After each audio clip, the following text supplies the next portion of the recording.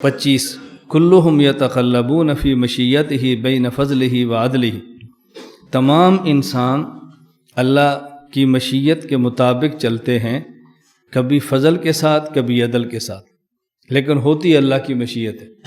کبھی اللہ قانون کے مطابق فیصلے فرما دیتے ہیں اور کبھی اللہ اپنی شان کرم کے ساتھ فیصلے فرما دیتے ہیں، لیکن گزرتے اللہ کی مشیت کے ساتھ ہی ہیں۔ نمبر 26 وَهُوَ مُتَعَالٍ عَنِ الْأَضْدَادِ وَالْأَنْدَادِ، نہ ہی اللہ تعالیٰ کا کوئی مخالف ہے اور نہ ہی اللہ تعالیٰ کا کوئی شریک ہے۔ دیکھو میں جو ترجمے کرتا ہوں نا، یہ ترجمہ کرنا سمجھا کریں، میں یہ ترجمہ نہیں کر رہا اللہ تعالیٰ بلند و بالا ہیں اضداد سے اور انداد سے، یہ سمجھ نہیں آتا۔ ترجمہ اتنا آسان کیا کریں کہ عام سے عام ان پڑھ بندہ بھی سمجھے کہ آپ کیا بتانا چاہتے ہیں۔ وَهُوَ مُتَعَالٍ عَنِ الْأَضْدَادِ وَالْأَنْدَادِ، اللہ تعالیٰ کا کوئی مخالف بھی نہیں ہے، اللہ تعالیٰ کا کوئی شریک بھی نہیں ہے۔ اللہ شراکت سے بھی پاک ہے، اللہ مخالفت سے بھی پاک ہے۔ اب آپ کے ذہن میں سوال آئے گا، یہ بات تو سمجھ آتی ہے کہ اللہ تعالیٰ کا شریک کوئی نہیں، لیکن یہ سمجھ نہیں آتی کہ اللہ تعالیٰ کا مخالف کوئی نہیں۔ اللہ کے مخالف تو ہیں، فرعون نے کتنی مخالفت کی ہے، کتنے مخالف ہیں اللہ کے، مخالف تو ہیں، چلو شریک نہ ہوں گے۔ یہ بات ذہن نشین فرما لیں کہ جس طرح ہم پہلے بات کہہ چکے ہیں کہ لا الہ غیرک، اللہ کے علاوہ کوئی الہ نہیں، یعنی لوگوں نے الہ بنا رکھے ہیں لیکن الہ بننے کے قابل نہیں ہیں۔ اسی طرح اللہ کے مخالف بنے ہوئے ہیں لیکن مخالف بننے کے قابل نہیں ہیں۔ مخالف وہ ہوتا ہے کہ جس کی مخالفت کا دوسرے پر اثر بھی پڑے، اور مخالف اس کو سمجھاتا ہے جس کے پاس کوئی طاقت اور حیثیت بھی ہو، اس کو مخالف سمجھتے ہیں۔ آپ نے کئی بار دیکھا ہے کوئی آدمی بہت بڑا ہو اور کوئی بہت چھوٹا اس کی مخالفت کرے تو بڑے کیا کہتے ہیں، چھوڑے یار اس کی کیا حیثیت ہے، اس کے بک بک سے کیا فرق پڑتا ہے، چھوڑو۔ کوئی بندہ بھی ہو تو جواب دیتے ہیں، اب اس کا کیا جواب دینا ہے۔ تو آپ تھوڑے سے بڑے ہوں اور تھوڑا سا چھوٹا ہو، آپ اس کو اپنا مخالف ماننے کے لیے تیار ہی نہیں ہے، تو اللہ کی ذات کے مقابلے میں کون ہے جس کو اللہ کا مخالف مان لیا جائے؟ تو یہ معنی ہے اللہ کا کوئی مخالف نہیں، یعنی جس کسی نے اللہ کی مخالفت کی ہے یا کرنی ہے تو اس کی مخالفت کسی کھاتے میں نہیں، لا شے کے درجے میں اس کو مخالف کیا کہنا۔ نہ ہی اللہ کا کوئی شریک ہے، نہ ہی اللہ کا کوئی مخالف۔ نمبر 27 لا راد لقضائہ ولا معقب لحکمہ ولا غالب لامرہ، لا راد لقضائہ، کوئی شخص اللہ کے فیصلے کو مسترد نہیں کر سکتا، ولا معقب لحکمہ، اللہ کے فیصلے کے بعد کوئی شخص اپنے فیصلے کو نافذ نہیں کر سکتا کہ اللہ کے فیصلے کو چھوڑ دے اور اپنا فیصلہ نافذ کرے، ایسا نہیں ہوتا۔ ولا غالب لامرہ، اور اللہ کے کسی حکم پر کسی بندے کا حکم غالب نہیں آ سکتا کہ اللہ کے فیصلے پر کسی کا فیصلہ غالب آ جائے۔ نہ اللہ کی قضا کو کوئی رد کر سکتا ہے، نہ ہی اللہ کے فیصلوں کو بدل سکتا ہے، یہ کسی کے اختیار میں نہیں ہے۔ اب آپ کے ذہن میں آئے گا کہ حدیث پاک میں ہے کہ دعا ایسی چیز ہے کہ جو قضا اور قدر کو بھی بدل دیتی ہے، تو یہ جو فرمایا کوئی چیز بھی اللہ کی قضا کو نہیں بدل سکتی، تو پھر دعا تو قضا کو بدلتی ہے۔ اس کا جواب یہ ہم کہتے ہیں تقدیر کی دو قسمیں ہیں، ایک ہے تقدیر مبرم، ایک ہے تقدیر معلق۔ تقدیر مبرم کا معنی کہ طے شدہ ہے، اس کام نے یوں ہی ہونا ہے، اور تقدیر معلق کا معنی کہ نہیں، اگر اس نے یہ کر لیا تو یوں ہوگا اور یوں نہ کیا تو یوں ہوگا، یہ تقدیر معلق ہے۔ اگر اس نے صدقہ کر لیا تو بیماری سے بچ جائے گا، صدقہ نہ دیا تو بیماری سے نہیں بچے گا، یہ معلق ہے۔ یہ بات اچھی طرح سمجھ لیں۔ یہ جو پھر ہم کہتے ہیں نا دعا تقدیر کو بدل دیتی ہے، یہ تقدیر مبرم اور حتمی تقدیر کو نہیں بدلتی، تقدیر معلق کو بدلتی ہے۔ یعنی یہ بھی آدمی کے مقدر میں لکھا ہوتا ہے اور یہ بھی اللہ کے علم میں ہوتا ہے کہ جب اس بندے نے دعا کرنی ہے تو میں نے اس کو یہ دے دینا ہے، اور جب اس نے دعا نہیں کرنی تو میں نے اس کو نہیں دینی۔ اگر آپ حقیقت پہ غور کریں گے تو آپ کو دونوں تقدیر مبرم ہی نظر آئیں گی، لیکن وہ بندے کو سمجھانے کے لیے اور بندے کو ترغیب دینے کے لیے یہ مسئلہ یوں سمجھا دیا گیا ہے تاکہ بندہ دعاؤں کے اندر مشغول رہے۔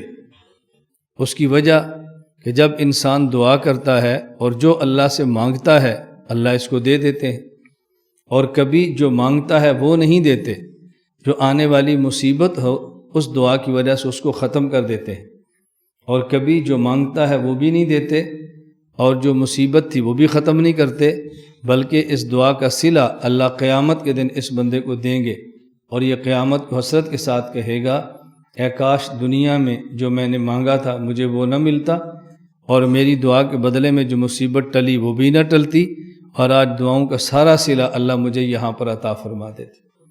لیکن یہ حسرت وہاں ٹھیک ہے، یہاں ٹھیک نہیں ہے کہ اللہ جو میں نے مانگا ہے مجھے وہ بھی نہ دینا، اور اس کے بدلے مصیبت وہ بھی ختم نہ کرنا، بلکہ قیامت کو مجھے صلہ دینا۔ یہ حسرتیں یہاں کام کی نہیں ہے، یہ وہاں ٹھیک ہے، یہاں انسان کے بس میں نہیں، انسان بہت کمزور اور ضعیف ہے، تو اللہ سے مسلسل انسان کو مانگتے رہنا چاہیے۔ نمبر 28، آمنا بذالک کلہ، ہم ان تمام چیزوں پر ایمان لاتے ہیں، وَأَيْقَنَّا أَنَّ كُلًّا مِّنْ عِنْدِهِ، اور ہمارا پورا یقین ہے کہ یہ سب کچھ اللہ کی طرف سے ہے، جو کچھ دنیا میں ہوا، جو کچھ ہو رہا ہے، اور جو کچھ آئندہ ہوگا، یہ سب کچھ اللہ کی تقدیر کے مطابق ہے، اور یہ سب کچھ اللہ کی طرف سے ہے۔ اللہ کے فیصلوں کے بغیر ایسا ہرگز نہیں ہو سکتا۔ نمبر 29، یہاں ایک بات میں درمیان میں کہہ دوں، اس کو اچھی طرح ذہن نشین فرما لیں، آگے پھر تقدیر پر بات آنی ہے مختصر سی۔ تقدیر کو مکمل سمجھنا یہ بندے کے اختیار میں نہیں ہے، جس حد تک سمجھ آئے بس کافی ہے، اور باقی اس کو اللہ کے حوالے کر دیں۔ یہی وجہ ہے کہ حدیث جبرائیل میں جب حضرت جبرائیل نے رسول اکرم صلی اللہ علیہ وسلم سے سوال کیا اخبرنی عن الایمان، ایمان کیا ہے، تو آپ نے فرمایا ان تؤمن باللہ وملائکتہ وکتبہ ورسلہ والیوم الآخر وتؤمن بالقدر خیرہ وشرہ۔ یہ تؤمن دوبارہ لائے ہیں اور صرف تقدیر کے ساتھ لائے۔ اس کا مطلب کیا ہے؟ ان تؤمن باللہ وملائکتہ وکتبہ ورسلہ والیوم الآخر، یہ سمجھنا آسان تھا۔ اللہ پر ایمان لانا، ملائکہ پر ایمان لانا، نبیوں پر ایمان لانا، آسمانی کتابوں پر، فرشتوں پر، قیامت پر، یہ سمجھنا آسان تھا۔ اس لیے آگے جب چھٹی بات کی ہے تو واو عطف کے ساتھ نہیں فرمائی والقدر خیرہ، بلکہ تؤمن دوبارہ لائے ہیں وتؤمن بالقدر خیرہ، اور اس بات پر بھی یقین رکھو کہ جو تقدیر شر اور یہ خیر ہے یہ اللہ کی طرف سے ہے، بس یہ بھی ذہن میں رکھ لو۔ تو تؤمن دوبارہ اس لیے لائے ہیں کہ اس کو سمجھنا ہر بندے کے بس میں نہیں، سمجھ آ گیا تو مان لیا، نہ سمجھ آیا تو چھوڑ دیا، یہ ایمان نہیں ہے۔ بس سمجھ آ گیا یہ بھی مانے، نہ سمجھ آیا وہ بھی مان لیں، اپنی عقل کی کوتاہی کا اعتراف کر کے اللہ کی تقدیر کے مطابق چلتے رہیں۔ تقدیر میں ہم دو لفظ بولتے ہیں، نمبر 1 تقدیر خیر، نمبر 2 تقدیر شر۔